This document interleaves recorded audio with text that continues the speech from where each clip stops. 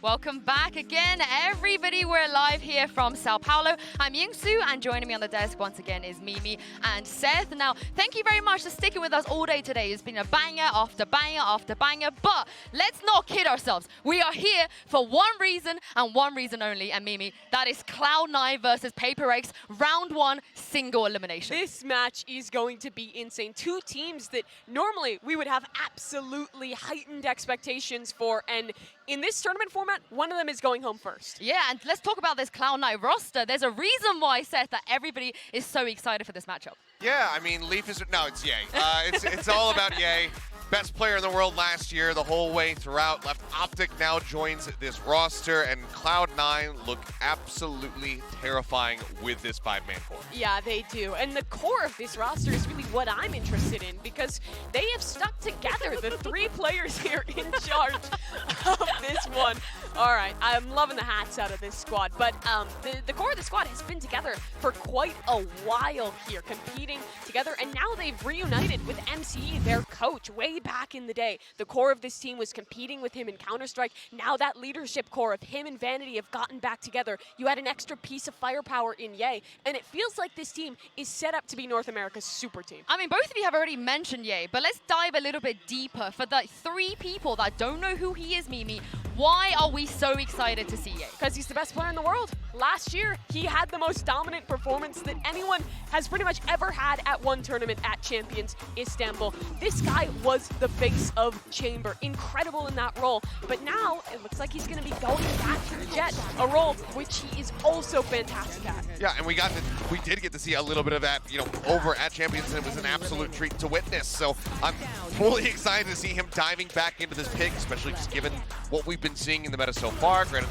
we did have a Yoru, and we've seen some other crazier things so far in this tournament from some of the other squads, but Ye, I think, is just going to be a Jet purist as we move forward into this, and I just cannot wait to watch him feast my eyes upon this man on Jet once again. Yeah, still, there are questions about this roster. The rest of the team is going to have to flex and change around their roles to enable Ye to be the best. Previously, it was Leaf who was that guy, the man in charge of playing the duelist role for this team. All that is going to have to change now, so flexibility is very much required for the rest of C9. And also, we had this narrative in the offseason, Chamber is gone, Ye has been nerfed. He's even admitted that maybe it's a little bit of a nerf, but Vanity, he was chatting to us, Mimi, he was like, are we just forgetting how good Ye was before insane. Chamber? Yeah, so do you see this as any nerf? Like, is this going to still be the best player in the world, a version of Ye? Personally, I don't see it as a nerf to Ye, but my question really is, again, it goes back to the conversation around roles. How is the rest of the team going to work around that? How are they going to set him up? Because what Optic was great at wasn't just Ye being a good player, they were the best in the world at enabling him to hit those heights. Yeah, and I mean, granted, it's maybe a slight little nerf just because you could get away with so much BS when you're playing the Chamber, and now that that's taken out of the effect, or out of the I don't know what words I'm looking for, out of the equation. There we go. We got there eventually. It's been a long day. But now that that's out of the equation, he's still an incredible player. It doesn't change who Ye is and what he is capable of. I know, on a normal day when Cloud9 is walking out of that stage, we would be very, very high on the copian of, oh, they're just going to come in and do their thing. But today, though, Seth, they're going up against PRX. So, I mean, I don't think there's a lot of hopium you can have there.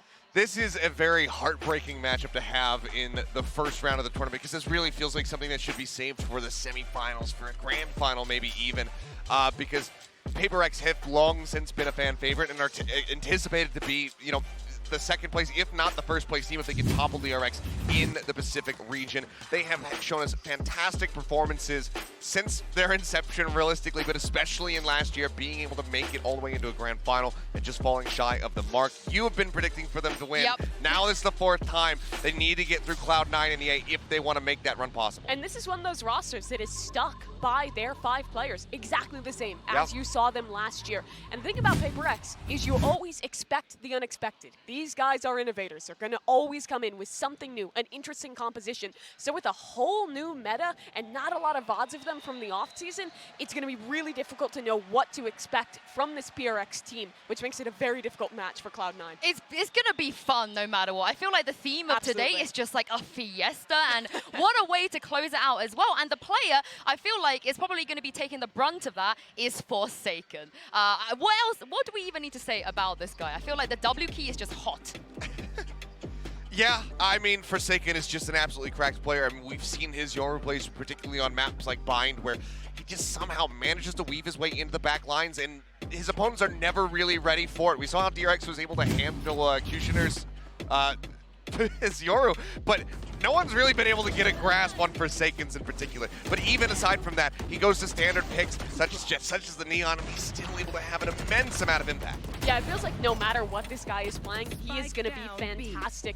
And I think that's really the definition of PRX, the flexibility of this guy and Jing to absolutely frag out and take over the server on pretty much any role means that it's incredibly difficult to know what you're going to face up against, because it's two fantastic players running you down with a new composition every time. Yeah, and when you say expect the unexpected, we expect the Yoru now. So basically, he's probably not going to play Yoru, knowing what they're going to do. They'll put him on us. Harbor. Yeah. I mean, I wouldn't be surprised at this point. But if you guys at home are not a paper boy or a paper girl yet, maybe you just need to get to know the team a little bit better, and check this out.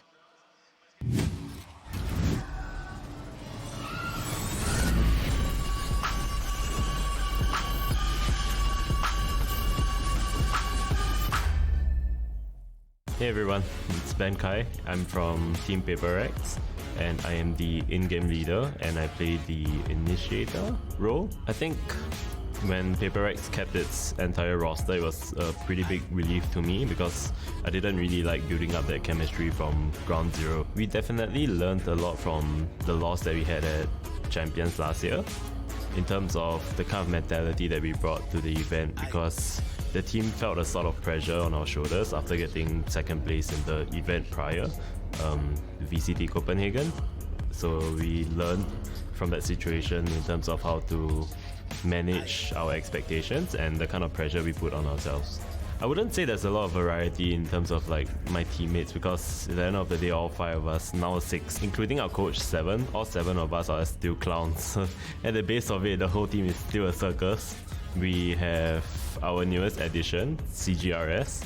He is from Thailand. He's probably one of the most popular streamers in Thailand. Like everyone calls him like the Shroud of Thailand, but he's really a hilarious guy, and I feel that his personality really gelled really well with our team. Hello guys, my name is Jason aka Forsaken. I'm from Team PRX and my role is duelist. Yeah, that's always been like our main goal, to play the game, to have fun as much as possible, because if you play for fun, you can win easier. I hope you guys be prepared for the chaotic and crazy that we have, PRX style. Welcome to the lock-in event. I hope you're not as jet-lagged as us, but at the same time, I hope both sides of your pillow are warm.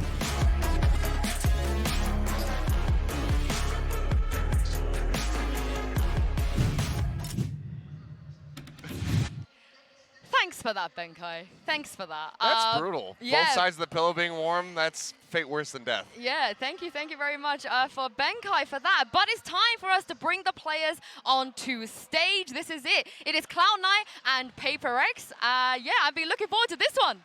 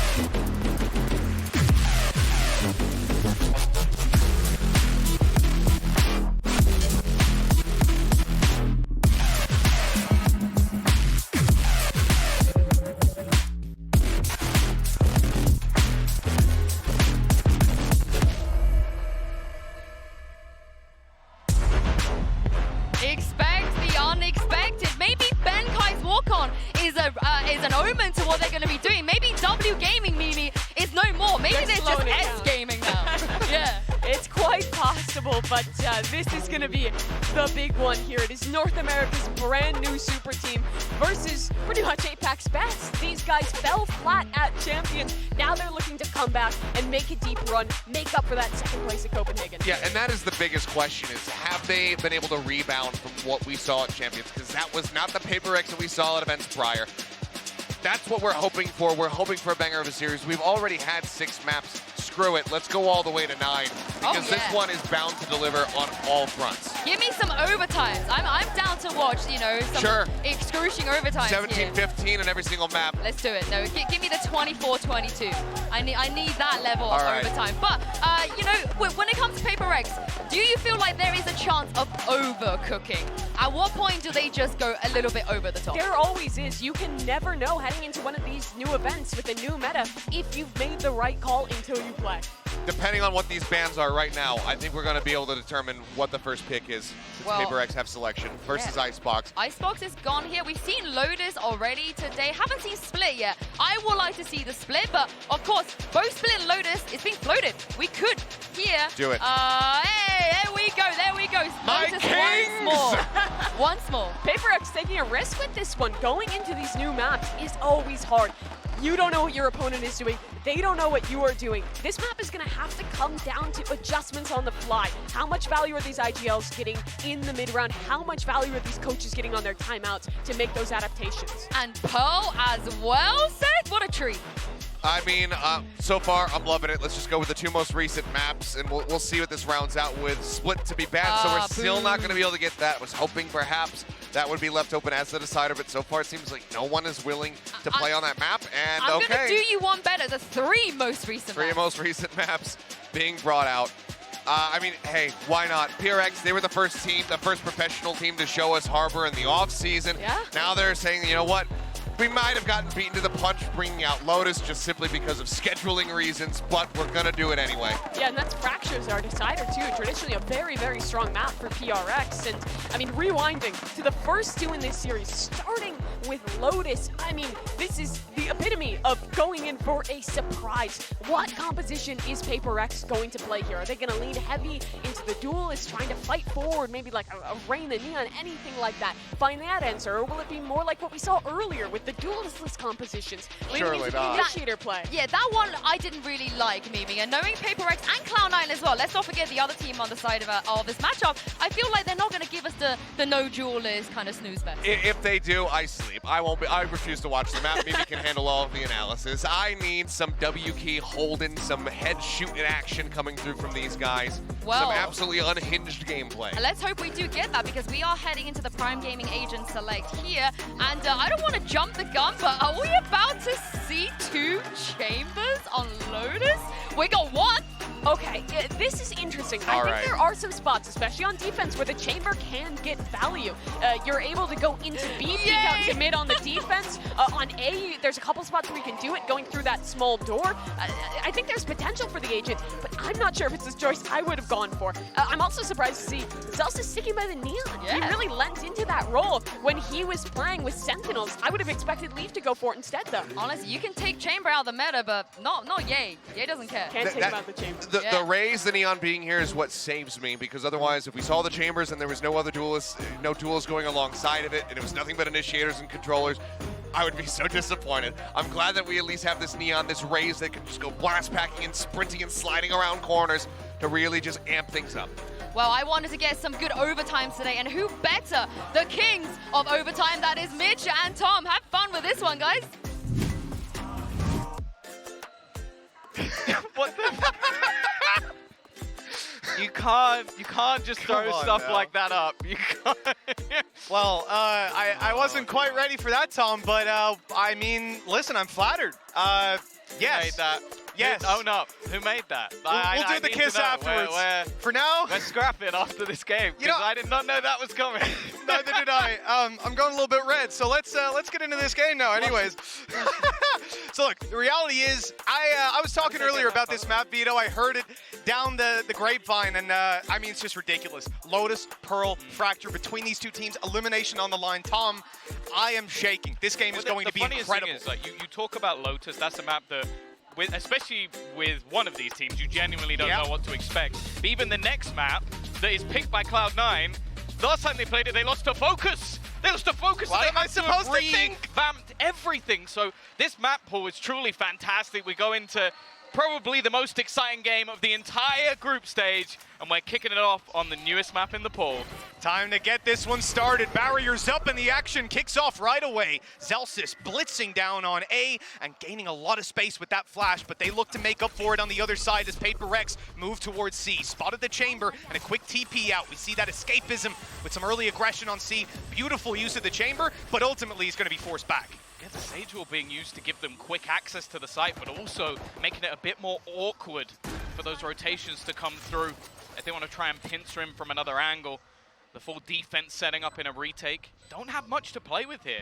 In fact, they have barely anything. A smoke on Vanity, and other than that, no utility to be had. But they managed to find Mind Freak. Great opening duel for Leaf. They've got the pressure to keep it going as well. PRX need to slow this down. They need some kills. Only the one to be found. No hero just yet, and that defuse is underway. They might not be able to stop it, and with no players left, that's a guarantee. 1-0 to Cloud9. Yeah, the C site definitely seems like, for a lot of teams right now, the easier to retake. The one that you can challenge for quite a bit more. And I like the idea with the wall, not only getting you that space a little bit quicker, but also if they want to try and wrap back through, they get funneled into Benkai, as you saw at the end. But they just managed to pick everyone off, win those battles, which is always going to be important getting back into the site. And C9, well, they've got to start. They absolutely do, and you know, we're already seeing some of these compositions. You know, the last time we saw Lotus, it wasn't too far separated, but right here, you have some swap outs, like the Neon on one side for Cloud9, Jing coming in with the Raze, a very different duelist approach, but it's the Sage to Cypher. That's a crazy different approach. These guys have very different ideas on how to play this map. This one, though, it might be consistent on the other side. Like you said, Tom, a lot of teams comfortable playing the retake on C, and here it allows you to maybe get a kill and then get out, reset for the retake. Yeah. I expect to see Ye playing it quite often. You can already see how much Zelsis has been challenging map control, especially with those early stuns. He's going to be able to push up in almost every single round. The wallbangs doing a hell of a lot of damage, but the first kill does go the way of PRX. That's one thing I didn't expect to see. The Headhunter used for the wall bangs, just another benefit that can be found. And that damage is still sitting. It makes it an easy kill on a Divide. Far away with a Spectre, but only one shot needed. Up close, here comes the Classic with no chance. And it looks like Jing is going to have to do any remaining damage. Look, all things considered, though, walking out with 3 kills, it's not a bad round for PRX. They even got a plan. Yeah, no, really not bad at all. They've earned a few extra finances. They've caused some costs on the other side. Even got a few orbs along the way. So I don't think you can have too many complaints. But now is where I really want to see what they've got. Because one of the real benefits I'm seeing of having that Cypher, we've seen the trap get nerfed to hell. Like, that's been one of those issues that I don't think has been particularly good for Chamber on that attack side. But they have the Cypher to back up. On the other side of things, you don't. You're going to have to be more careful of those aggressive pushes. And for now, at least, Forsaken, he's gone for an operator on the attack. So I think, are they about to just wall him up to take an early fight? It looks like we might be seeing that. Yeah, these guys certainly looking to take a fight early. It's going to be up and above to catch the Neon, and the wall isn't even up. That is so disgusting to plan from the start, and it works out perfectly. At this point, the A side under heavy threat, and they've got no one nearby. Late, very late flank from Ye is the best hope, I guess, right now, unless they're able to pick some off on the way through, and that just doesn't look possible with their current position. Oh, that's a leg shot. Well, it's not the prettiest of fights. The first one was beautiful, and Ye actually lands the shot. Gives them a little bit of hope in this round. Of course, the site is already fallen. A under the control of the attackers. Vanity is going to get the information, but Ye is incredibly far away and already being picked off. It might even just be worth holding onto the gun. Yeah, look, he was low HP and sort of playing for them going to B or C late on. If they'd made that rotate, it wasn't going to happen. They knew that, so you try to grab the 1 kill with the Bulldog. It doesn't happen. why are you going in with 30 HP, throwing a Vandal away? The problem is, PRX don't want him to keep that Vandal. They are running it down, and Mindfreak, he stopped walking at just the right time. Unfortunately, popped around the corner. Might be able to get away with this one at this stage. Yeah. They're very far away. Yeah, they would have to pretty much full sprint and then just risk him landing another shot. Also, the cost to PRX isn't worth it. I do already like, though, that we're seeing why that Sage is in play. They have the ideas, they have some creativity, and as mentioned, Zellsis' plan is to pretty much take that control away from them, push deep towards rubble, and basically make sure that that space is going to be fought for in every single round. It's such a valuable piece of real estate because it makes getting to A very, very difficult in any other avenue. If they can operate you instantly, avoid your stuns completely, it now becomes a very tough task. Nuts. It really is. Now look, for him it might just mean getting that wall up and then making that step forward. Maybe pushing a little bit closer to the right on the wall. You know, there's ways around this, but that is a big blow to the team right away. Now they did save the operator over. It's still going to be in play here for Forsaken, and we're not going to see the same attempt. The wall not going up this time, and well, you can certainly see that C9 are dedicating a lot of players towards that A angle early on, all the while the C site's under threat. The other thing as well is the damage that was done in the prior round is actually enough for them not to buy here. They're going for a half investment. They've got Ye just coming in with that right. Oh, that might just be enough sometimes, though. That's even an operator into his hands. He could fight for this, try and do something in the round, and then just bring it through into the next. And they're already putting some serious pressure on. Yeah, he's got another already. They give him an inch, he'll take a mile, and they're surrounding them. The numbers come out way in Cloud9's favor, and the last man standing, Mindfreak, he smoked himself off, but they've heard him. They know exactly where he's coming from. At this point, I mean, he's got to get in there and grab the spike. He's one orb away. Have they left an orb on A? That might be what he's thinking. Unfortunately, he's about to be trapped on the way through, so they've got a little bit of information. And look, they're all around the spike right now. They could potentially hope to deny him picking that up. He needs an orb if it's to happen, though, and I don't know if they took it. They did. They did. Yeah, they did, definitely. Gone. They pushed that early in the round, so not really a reason for them. Right, there's a chance here to take Zephyr, but no. Battle goes the way of C9, and I remember us looking at those Stinger nerfs and saying, oh, I don't think many people are going to be using that gun. Okay, sure, Ye gets a couple of kills, but they basically win the round off the SMGs. And look, there's a world where you sit here and you criticize that push out of Forsaken. It was crazy aggressive, but it is an exact flip on what we saw Ye attempt early on. He's going aggressive to try get a pick and TP back out. Forsaken wants to do the same thing, and 9 times out of 10 in a round like that, he'll get that shot off first, he'll get out of there. Just so happens, the guy who comes swinging has a rifle, and it was El Diablo. Not getting away with that one this time, and C9, they've taken another round, the lead extending in their favor, and PRX are left with pistols. Oh, well, they still that rifle. Have one rifle, and actually Tour de Force is available. They can now juggle that weapon across and bring that through if they so desire. It will be ready for the next round no matter what, so they could just opt to save it. I imagine most of it's going to come down to how far this round actually goes, and we're seeing that deep aggression again. Zephyr instantly turning things back to an even scenario. Yeah, I take issue with maybe calling players healers sometimes, but I'm going to say it here anyways. Benkai and Devi, you've got 2 healers on PRX, right? It's not really a category of its own, but they have the ability to get those guys right back up to full HP, and that's what they were doing with Forsaken, getting them the extra little bit of health. He's gone back down, though, and now to fight their way back into the site, at least the rifle's made its way into another player's hands. It's Mindfreak. Mindfreak's the last man. They come in. Oh, he's actually managed to get past it. Jing just goes blast backing through and gets 2. That's absurd. He got over the trip just about, and now Mindfreak's found another. It's the weak buys that are playing a part in this map so far. And Mozepa, 1v3. He has a possibility, Mitch, but he has an awful lot to do. Oh, this is absolutely crazy. We'll talk about that. If Zeppa, I'll give him a moment to maybe try and close this out, but there's just so many players all grouped up on the site looking to trade. He's walled off on one side and, well, smoked off on the other. They know exactly where to look, and it's as easy as can be. PRX right back up there.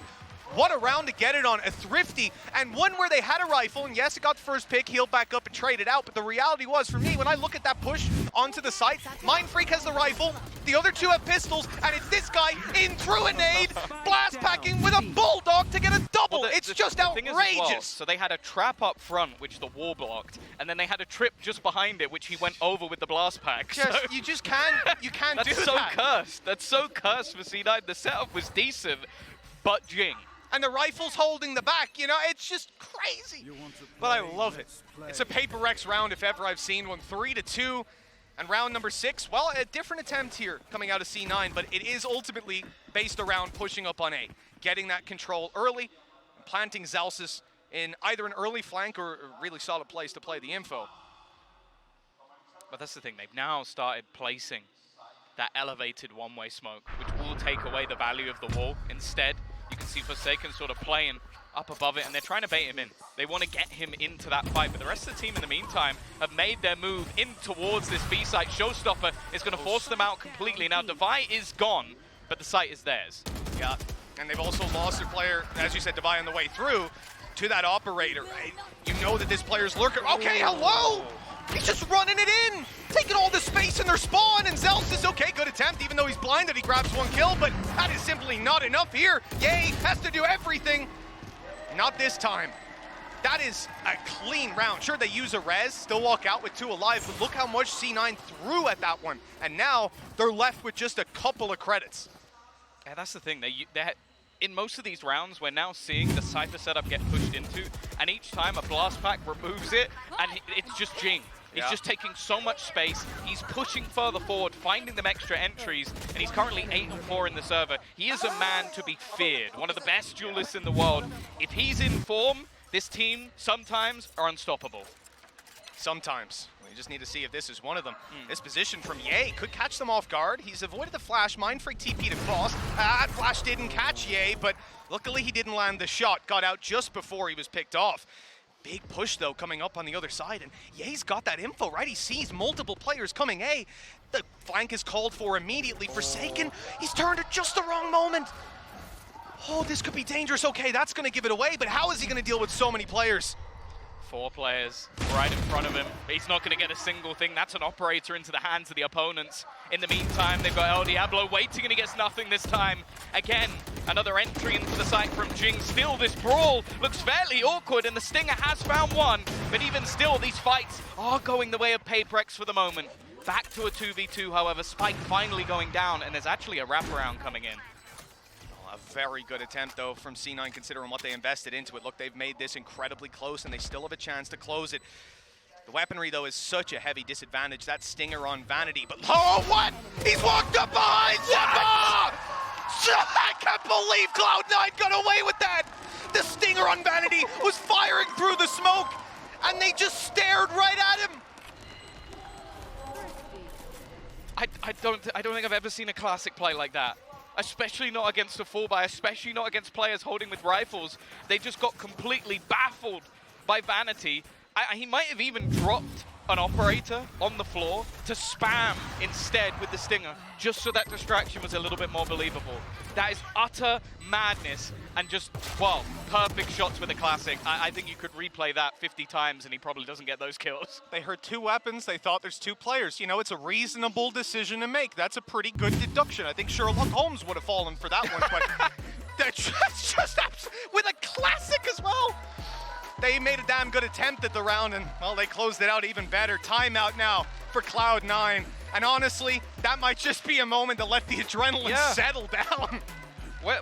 We're just about to get into round 8, and I'm sweating. So I can't imagine how they're To be fair, it is pretty warm in here. Yeah, but they also, one team lost a round to a classic, the other lost a round to a Bulldog. So I don't think we're seeing the most normal Valorant thus far. And I will say for PRX in this scenario, this is your map choice. Now, there's always a huge risk picking a brand new map going into a tournament like this. The teams you will have cracked might not necessarily be at the top level, might not be the teams in your same group. And also, you can have a guess, but you don't know what they're going to play. Like, look at the 2 teams that played earlier today. Their compositions are nothing like this. Both of them running Vipers and a second controller, no duelists in play, whereas we've got Chamber and another duelist as well.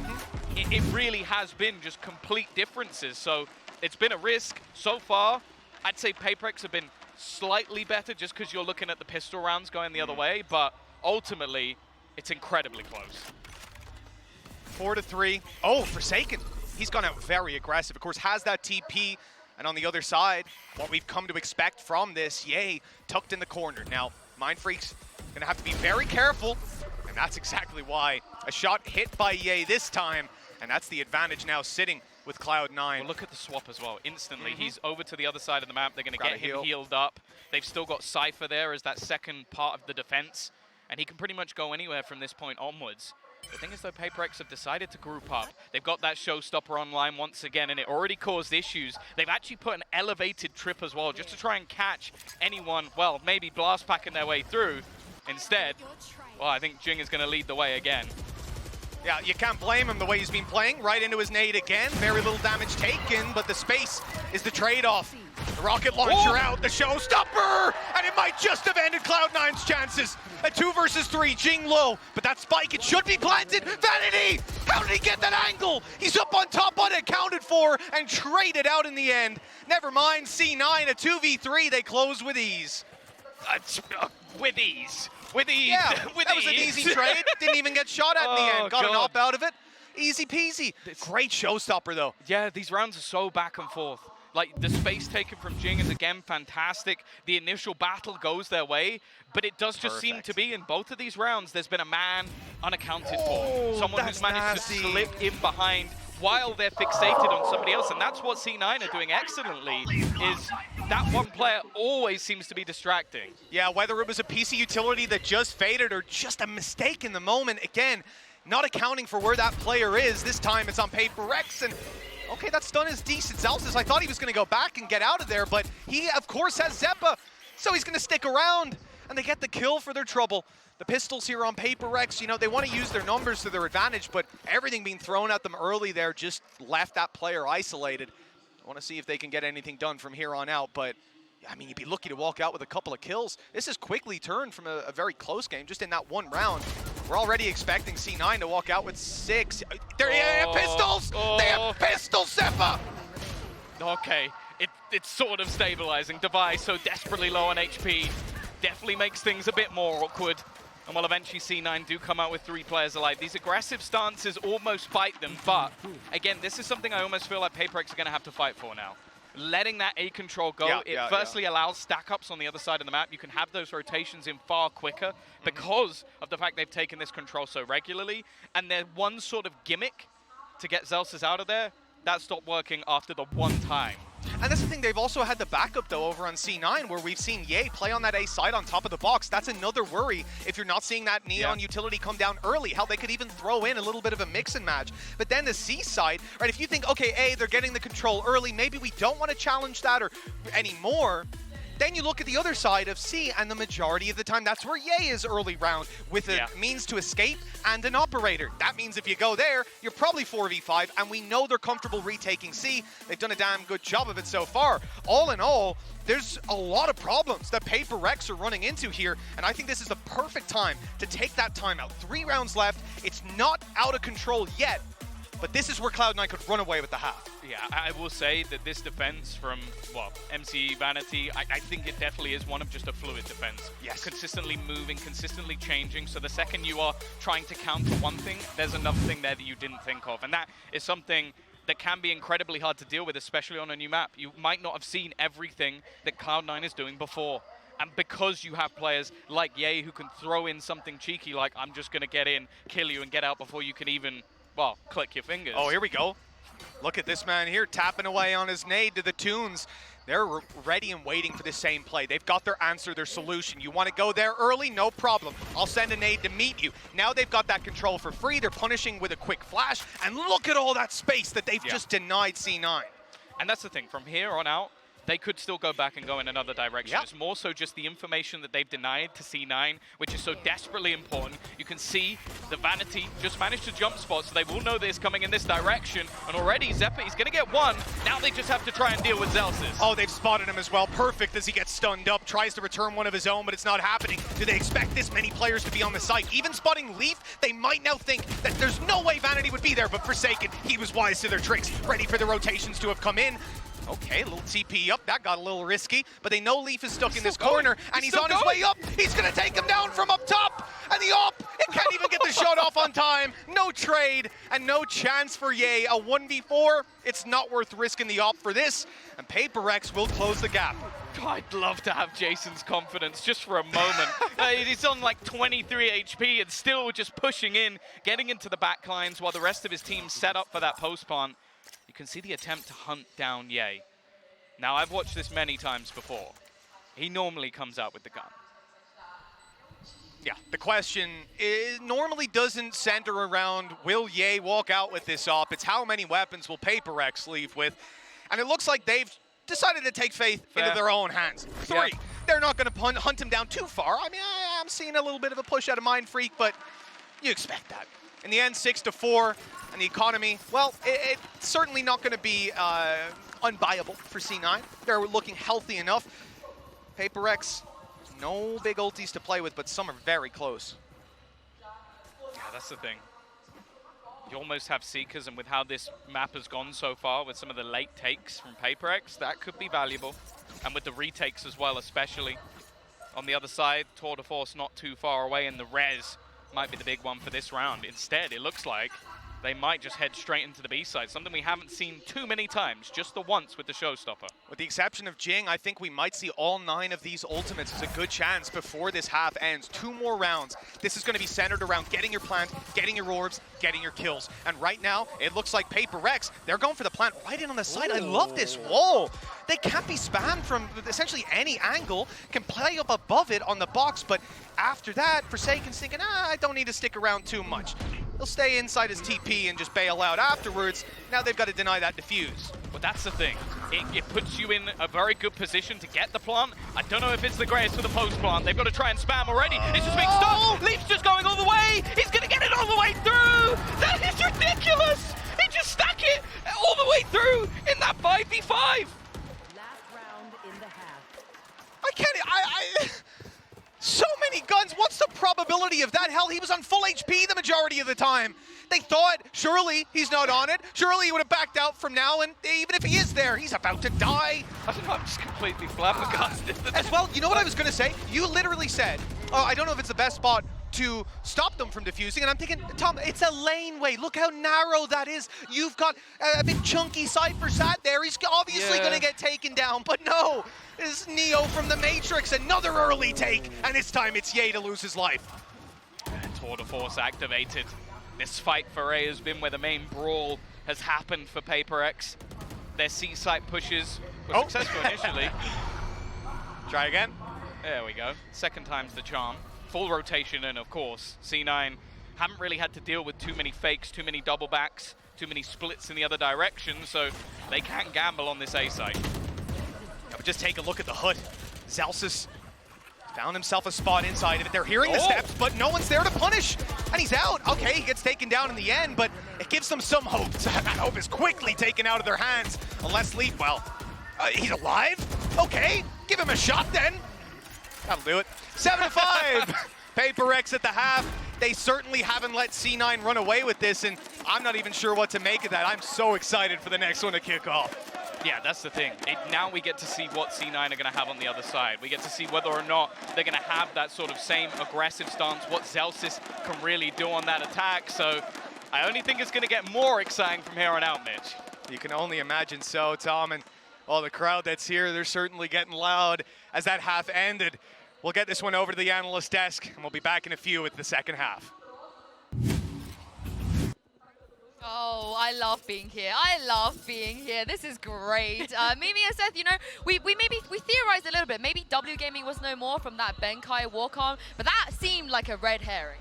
Yeah, it really did. I mean, the W Gaming out and about still. I mean, constantly taking those heavy fights for long control. This really was a brawl between these two teams. It's been just so back and forth. I mean, they're talking about 7-5.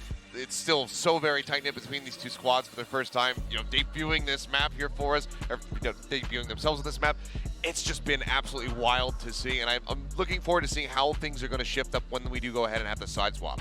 Yeah, I mean, we were also wondering if PRX are going to come with something new, something fresh, maybe even overcooked to a degree. But Mimi, everything that I've seen so far has been really, really nice. Yeah, I think the game plans from this team were really good. And I mean, obviously this one, the most important part of those plans came out with a bang with the slug there. Flawless execution there from Benkai. Good to see the fans Getting the fans as well. at home laughing too. That's always good. Doesn't matter where you are in the world, Benkai, he's there to make you smile. Yeah, but like I said, that was a red herring because that's not how they played. No, it was not. Let's talk about how they actually did play, because what they brought out with this composition was really super cool. To start things off, this Sage wall boost towards Long was awesome. I think coming into this, there was a lot of questions about how will the Sage play into this map, and this is one of those answers. You see Forsaken boost it up, gets an early kill, and this is another one, a different round here now, where you can see this split on to see the Raze goes deep to pull the crosshair placement, and then it's a Sage wall to boost up, and you basically have a crossfire onto these site anchors that is so incredibly hard to deal with. PRX had these great game plans, but Cloud9 still made adaptations throughout that half to come out the better of it. Yeah, and you wanted to see the duelists, and we did see 2 duelists. Yeah, and I'm glad that we have them. So we'll go ahead and take a look here at the head-to-head between Zelsis and Jing. Obviously, things a bit skewed at the moment. Jing has been having a whale of a time. He's top ranking for his squad right now, even though they are in that 2-round deficit. I'm looking forward to Zelsis, though, stepping things up as he gets ready to go on the attack. He's got this Neon. He should be able to really help break open these sites. Just need to see a little bit more from him to help Cloud9 get over the line. I think if he can level up and start having a Jing-esque performance, then this one should be Cloud9's map to take. Yeah, this first half was about Zelsis being that guy who's just a piece of the puzzle, taking control towards Long. Now this is the half where he can take control, be the tip of the spear. Yeah, and also I want to see some more of those TikTok wars. What do you guys think, Mitch and Tom?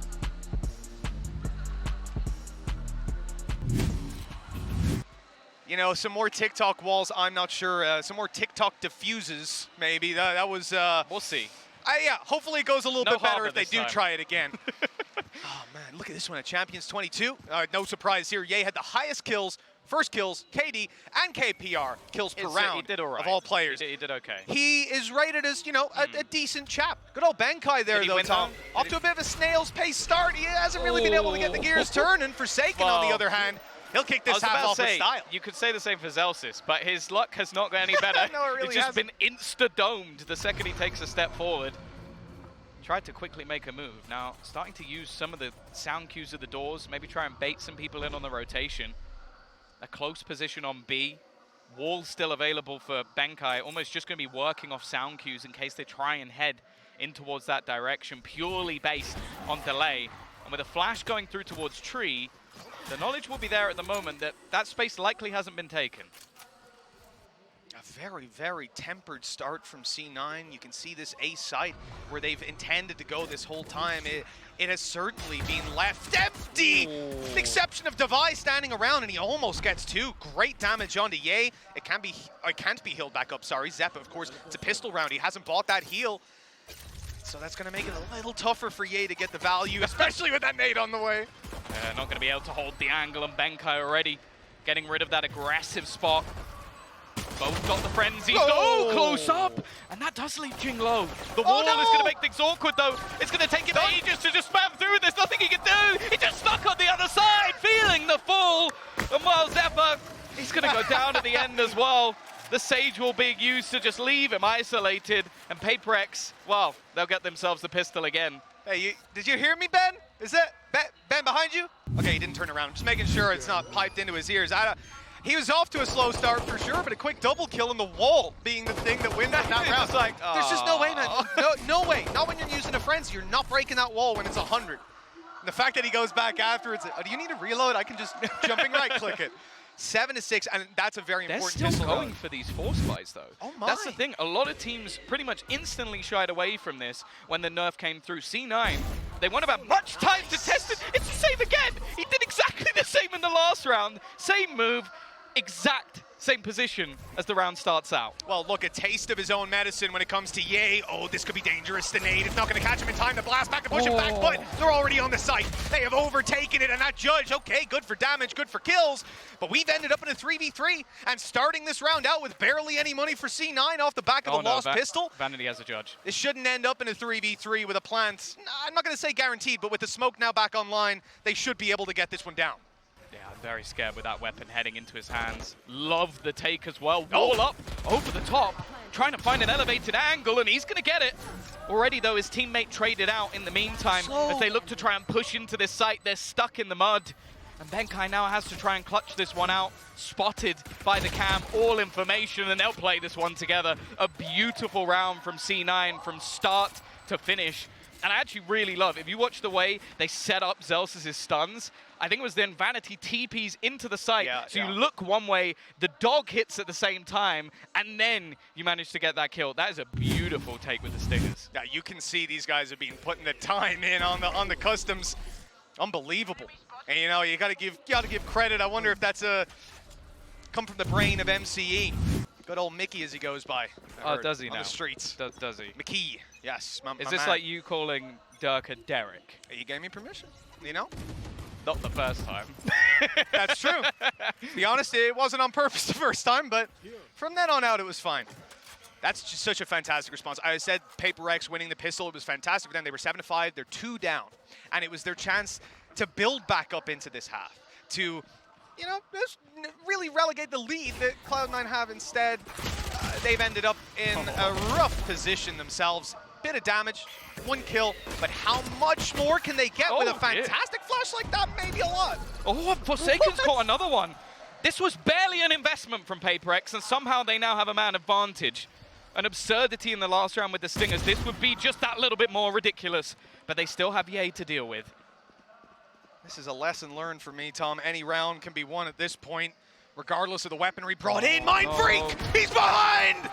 The timing completely out of sync there. We're left into a 1v1 Forsaken. No bullets left in the Headhunter. He's got a classic in his hands, but luckily, he hears Vanity running away. Now he's got a Vandal to work with, and Knife Out shifting towards this player. He might be able to catch him. He sees the head, and he's got it!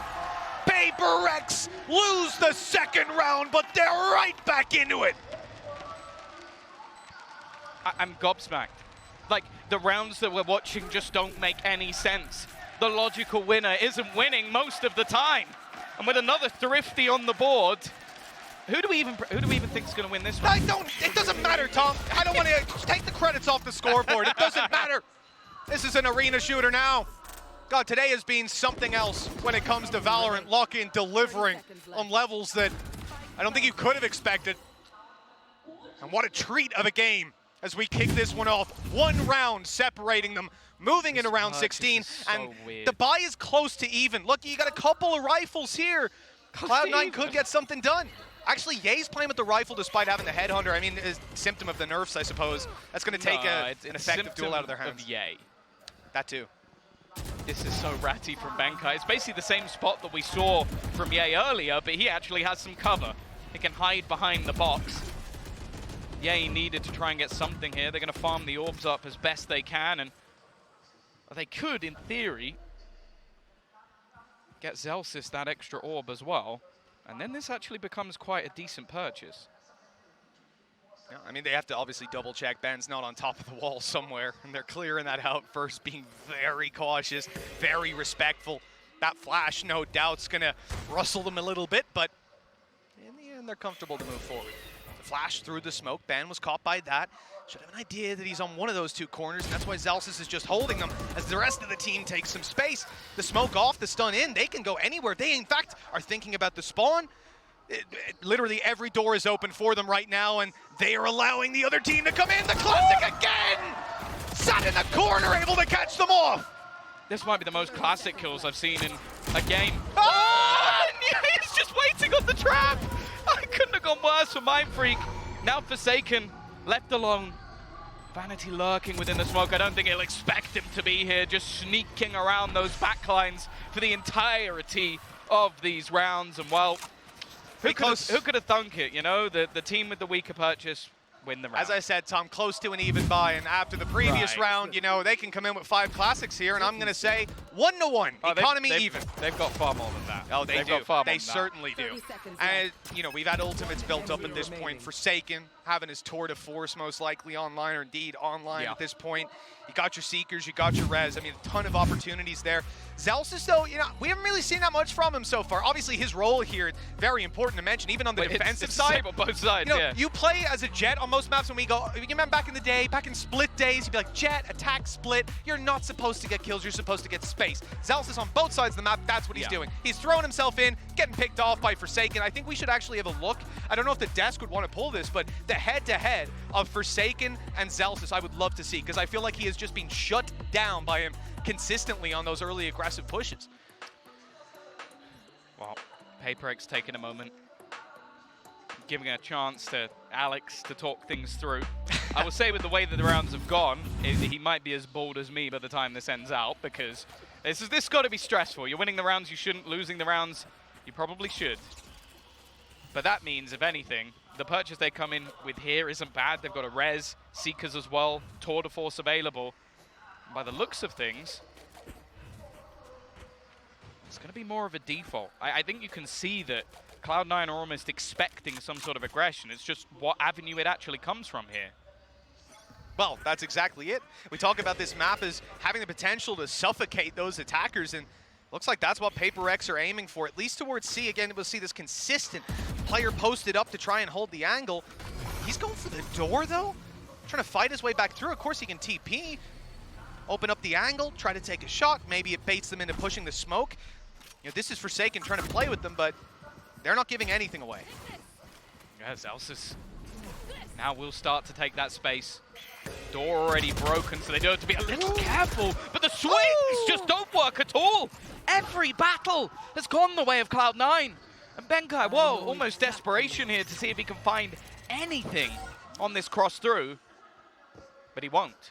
I think for Ben, the best choice is exactly what he's doing, sitting back, letting Forsaken with the ulti try to take the space. But then when he goes down, I'm going to go save on the other side of the map. Right call again, but Vanity's waiting.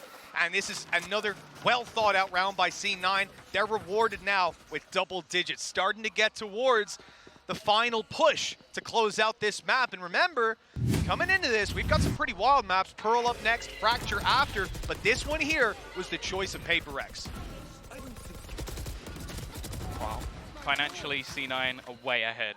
In the lead in terms of score, and unfortunately for PRX, that means they're not even going to have much to play with in this round. The Tour de Force used in the last, you're going to have to kind of hope that Jin can get something done. Now, the early nade will at least give his team some space. They have taken full control, but you can see that Cloud9 aren't going to give this up for free.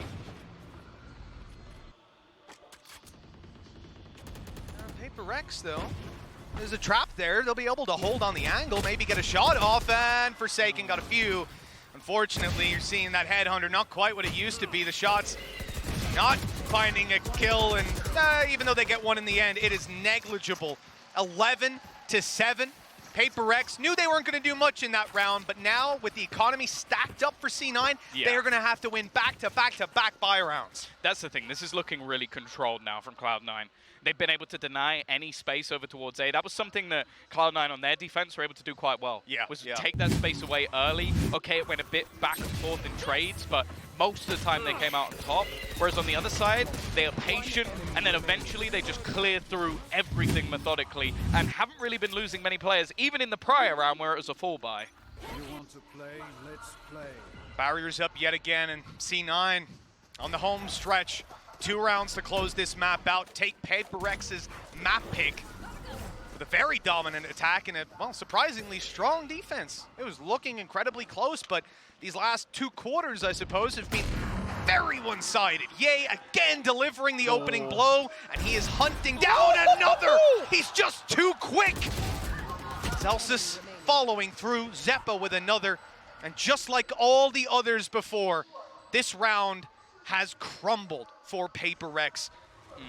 I think this is where you are seeing the vulnerability of not having that proper Sentinel. Like the difference between the amount of information Leaf was able to get, at least the time that could be delayed, and then the aggression elsewhere on the map.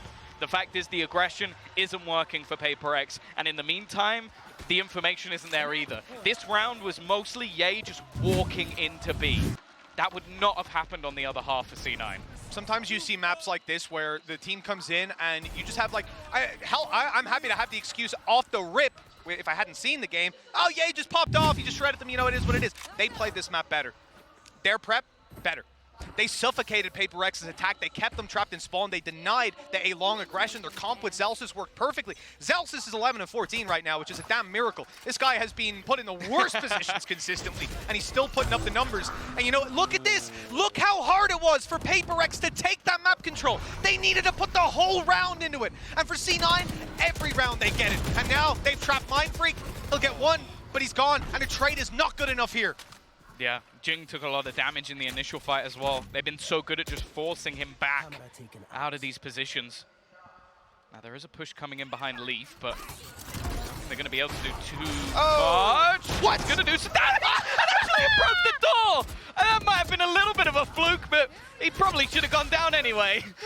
That's actually disgusting. Okay, well, it looks like we'll get one more out of this one. Zelsis not going to be clutching out the 1v4. That would have put him positive. 12-8. 4 chances here for Cloud9 to close it out. They're on the attack. Their early space taking has been fantastic, and we have to yet again mention, look, that door open, it's disgusting. The fact is Cloud9 have so much money. Yeah. They're buying anything they want, and they can do it again in the next round. Yeah, the one thing is that their ults are fairly far away. They've got the Seekers for this one. They just used 3 of them, right? So that's burned it up, and they didn't get the round for it. An attempt to get it over the line, and an attempt failed.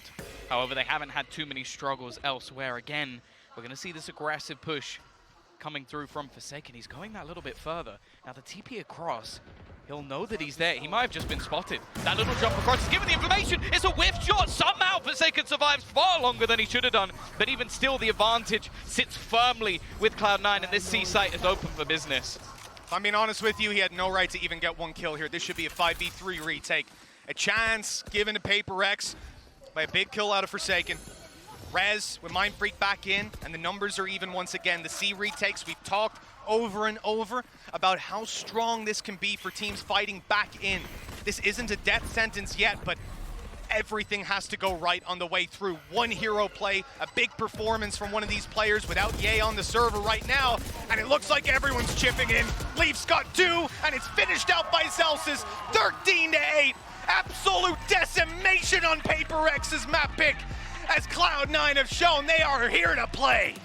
Really impressive stuff from them. Like, we came in with the previous event, the sort of during the off season, and people started to question, is this really that super team? Is this the squad that is going to lead the way for North America? Well, they've gone into a map that they've never seen PRX play before. They have no data to go on. And even with a few spicy picks, even with a load of openings coming out from Forsaken, even with Jing performing to a decent level, they managed to make that second half look very easy indeed. And in fact, the way they adapted around what PRX was doing was nigh on perfect. I can't really fault them too much. That's Ye commitment. on his agent of choice, looking great again, but it's a full squad performance. Not a man missing on the server for C9. Well, we have to say, we saw the Sky in the crowd with PRX on the arm, but Sky on the server for PRX had a tough day. Devi got shut down here, but it was this man leading the charge on the attack that won them so many of those rounds. His space taking was unbelievable, but nothing compared to the value that Zelsis brought on this map. It may seem weird to look at C9, you'll see the scoreboard soon, and you sit there and go, "Why are you talking so much about Zelsis? Bottom of the scoreboard, he's trash." He went 13 kills, 15 deaths, 7 assists. This is a guy who's diving in every time, getting shut down by Forsaken, shut down by anyone who's watching an angle in the early round, but his teammates trade, they take the space, and they win the rounds. That's all that matters at the end of the day. Doesn't matter how many kills, how many deaths, if you've got a trophy in your hand. Yeah, I think the fun thing about this match as well is the fact that it got scrappy. It got very, very scrappy. Yeah, that's an understatement. And C9 proved that they can scrap back. They won so many 4 spy rounds. They were using the Stinger even though most people thought it was dead. They were using Chamber even though that agent's gone as well. So ultimately, it seems like C9 are looking pretty good. It really does, and now we move on to their map pick as well. Just another win condition that seems to be ticked. Up next is Pearl. For now, though, we're back to the analyst desk.